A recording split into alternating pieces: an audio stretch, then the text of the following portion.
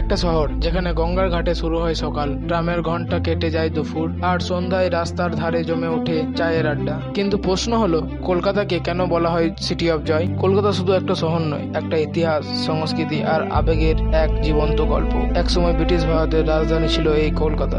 আজও শহরের পুরনো বাড়ি, ঐতিহাসিক রাস্তা আর স্থাপত্যের মধ্যে লুকিয়ে আছে সেই অতীতের ছাপ। কিন্তু কলকাতার আসল আনন্দ লুকিয়ে আছে তার মানুষের জীবনে। কলেজ স্ট্রিটের বই, কুমোরটুলির শিল্প, রাস্তায় ফুচকা আর চায়ের আড্ডা, সবকিছু মিলিয়ে তৈরি হয়েছে কলকাতার নিজস্ব সংস্কৃতি। আর দুর্গাপুজোর সময় তখন পুরো শহর যেন এক বিশাল উৎসবে পরিণত। আলো ঢাক, মানুষের আনন্দে কলকাতা হয়ে ওঠে এক অন্যরকম শহর। তবে কলকাতার আনন্দ শুধু উৎসব নয়, এটা লুকিয়ে আছে বন্ধুদের আড্ডায়, বৃষ্টি ভেজা রাস্তায় আর এক কাপ গরম চায়ের ছোট্ট সুখে। তাই হয়তো কলকাতাকে সিটি অফ জয় বলা হয়, কারণ কলকাতাকে শুধু চোখ দিয়ে দেখা যায় না, কলকাতাকে অনুভব করতে হয়। আপনাদের কি মনে হয় কলকাতা সম্পর্কে কমেন্ট বক্সে জানাতে ভুলবেন না।